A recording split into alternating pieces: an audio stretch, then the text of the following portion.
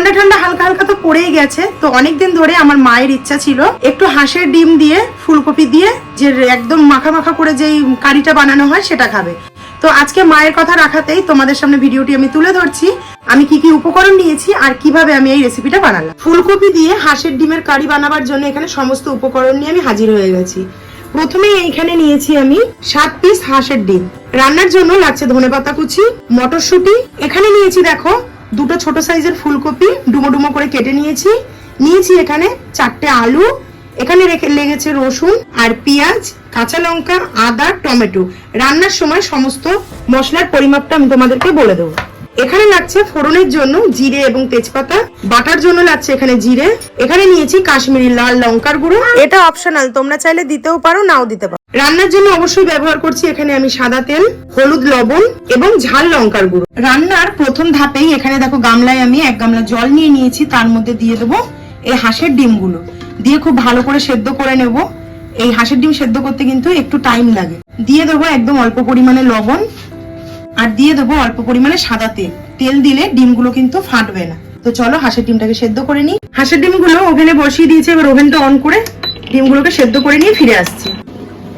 তো এবার এই মশলাগুলো নিয়ে চলে এসেছি, একটু বেটে নেব। এখানে নিয়েছি 10 কোয়া রসুন, হাফ ইঞ্চি আদার কুচি, টমেটোর থেকেও 1 মুঠ টমেটো নিয়েছি, আর এখানে নিয়েছি 6টা কাঁচা লঙ্কা, আর এখানে নিয়েছি জিরে। এবার চলো শিলে বেটে নিই।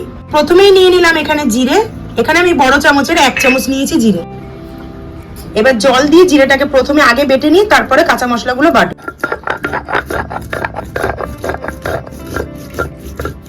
জিরে বাটা হয়ে গেছে, এবার আদা, রসুন, টমেটো এবং কাঁচা লঙ্কা সব একসাথে বেটে ভালো সুন্দর একটা মিহি পেস্ট করে নেব।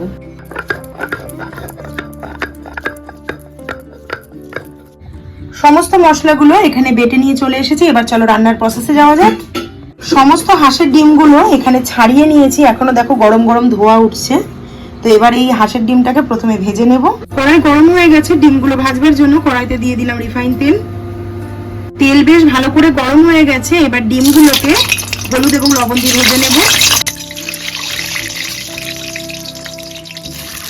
দিয়ে দেবো হলুদ গুঁড়ো, দিয়ে দিলাম লবণ। হাঁসের ডিমগুলো কিন্তু এখানে একদম প্রপার ভাবে আমি সেদ্ধ করে নিয়েছি। অল্প পরিমাণে লবণ হলুদ দিয়ে গ্যাসের ফ্লেমটাকে লো টু মিডিয়ামের থেকে একটু বাড়িয়ে এইভাবে উল্টে পাল্টে ভেজে নেব, তাতে ডিমটা কিন্তু প্রপার ভাবে ভাজাটা হবে। সমস্ত ডিমগুলো হালকা করে ভেজে নিয়েছি, এবার তুলে নেব। এবার এই তেলের মধ্যে কফিগুলো দিয়ে হালকা করে ভেজে তুলে নেব। কফি এবং আলু ভেজে রান্না করলে রান্নার স্বাদ কিন্তু হয় দ্বিগুণ।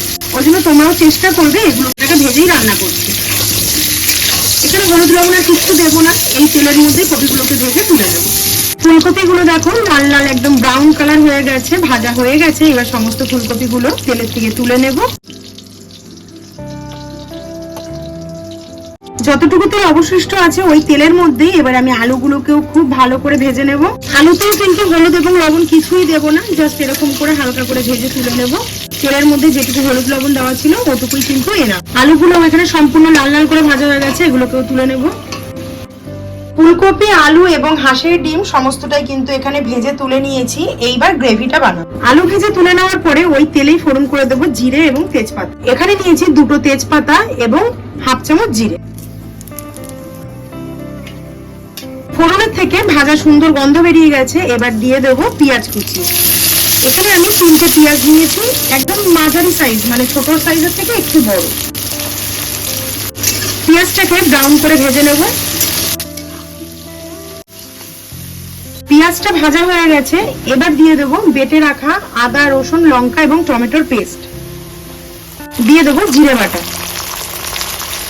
একই সাথে দিয়ে দেবো কুচানো টমেটো, দিয়ে দেবো মটরশুঁটি, দিয়ে দেবো 1 চামচ লবণ, দিয়ে দিলাম 1 চামচ হলুদ গুঁড়ো, আর দিয়ে দিলাম এখানে হাফ চামচ লাল লঙ্কার গুঁড়ো। ঝালটা কিন্তু অবশ্যই তোমরা তোমাদের প্রয়োজন মতো দেবে। এবার গ্যাসের ফ্লেমটাকে লো রেখে সমস্ত মশলাকে খুব ভালো করে কষে নেব। গ্যাসের ফ্লেম লো টু মিডিয়ামের মাঝামাঝি রেখে কষলে রান্নার কালারও যেমন সুন্দর আসে, রান্নাটা পরিপাকও হয় সুন্দর, আর কিন্তু রান্নার গুণগত মান ভীষণভাবে বজায় থাকে। একদম মিডিয়াম ফ্লেম দিয়ে মশলাটাকে খুব ভালো করে কিন্তু পরিপাক করে নিতে হবে, যতক্ষণ না মশলা থেকে কাঁচা গন্ধ চলে যাচ্ছে। মশলা প্রপার ভাবে কষে গেছে, সাইড দিয়ে দেখছো কিন্তু তেলও ছেড়ে দিয়েছে। এরপর দিয়ে দেবো ভেজে রাখা কফি এবং আলু, দিয়ে খুব ভালো করে মশলার সাথে মিশিয়ে নেব। মশলার সাথে ভীষণ সুন্দরভাবে আলু, ফুলকপি এবং মটরশুঁটিকে কষে নিয়েছি। দেখো একদম মশলা কিন্তু মাখো মাখো একটা ভাব হয়ে গেছে। এবার দিয়ে দেবো আমি উষ্ণ গরম জল। রান্নাতে উষ্ণ গরম জল ব্যবহার করলে কুকিং প্রসেসটা কিন্তু ঠিক থাকে। এখানে আমি 1 মগ জল ব্যবহার করছি, তোমরা তোমাদের প্রয়োজন মতো জল ব্যবহার করো।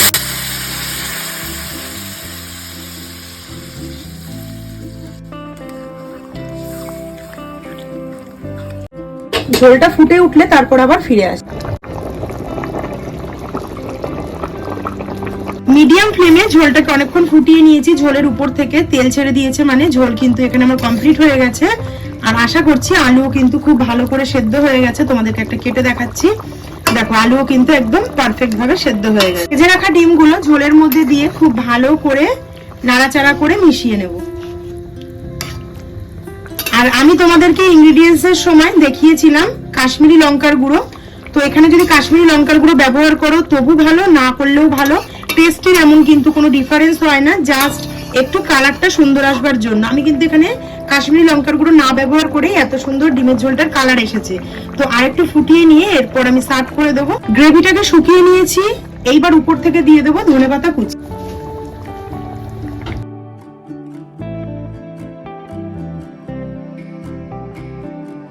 ধনেপাতাটা একটু জাস্ট ঝোলের সাথে মিশিয়ে তোমাদেরকে এবার আমি সার্ভ করে দেখাবো। জাস্ট অসাধারণ একটা কিন্তু স্মেল বার হয়েছে। শীতকালে অবশ্যই তোমরা এই রেসিপিটা একবার করো, আশা করছি ভীষণ ভালো লাগবে। এবার আমি একটা সার্ভিং বোল নিয়ে নিয়েছি, এবার সার্ভ করে দেখাচ্ছি। দেখো জাস্ট অসাধারণ হয়েছে কিন্তু এই ডিমের ফুলকপি দিয়ে আলু দিয়ে কারি বা ঝোল যেটাই বলো না কেন। গরম গরম রাত্রে ভাত আর তার সাথে এরকম ডিমের কারি। এখানে আমি হাঁসের ডিম দিয়ে করেছি, তোমরা চাইলে কিন্তু পোল্ট্রির ডিম দিয়েও করতে পারো।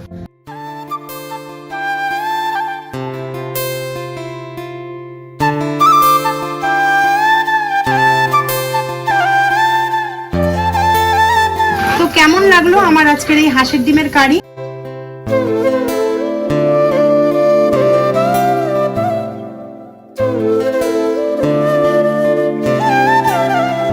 আজকের ভিডিওটা যদি তোমাদের ভালো লেগে থাকে অবশ্যই একটি করে লাইক, কমেন্ট, শেয়ার করে দিও। চ্যানেলটিকে সাবস্ক্রাইব করে নিও, পাশে থাকা বেল আইকন প্রেস করে দিও।